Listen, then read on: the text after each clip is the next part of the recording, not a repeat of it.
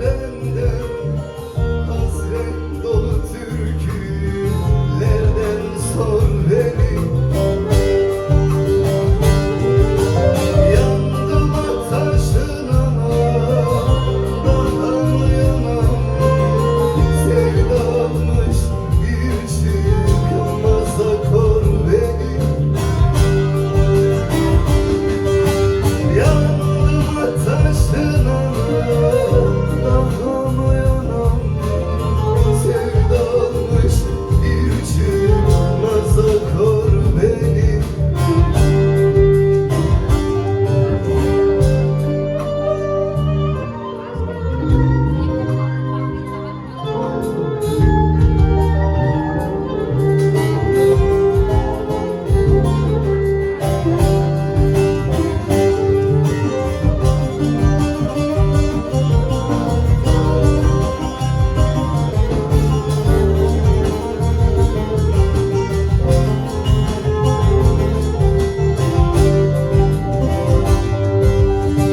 Nedendir gurbetin yolları uzun, gözlerim nemlidir, içimde hüzün.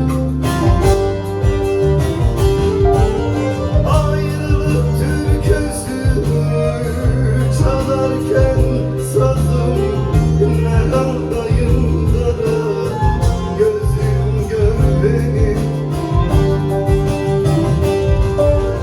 Ayrılık türküsü çalarken sazım, ne haldayım kara gözüm gör beni.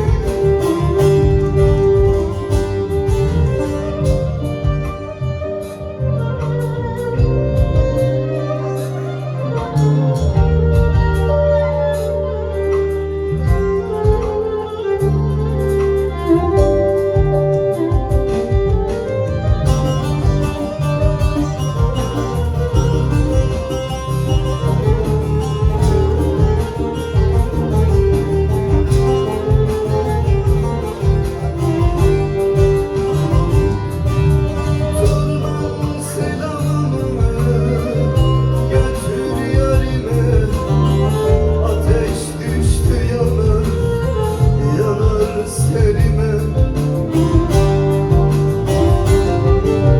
Bir sorar sorarsın benim yerime, neden yüreğimden ayrı kor beni. Bir sorar sorarsın benim yerime, neden yüreğimden ayrı kor beni.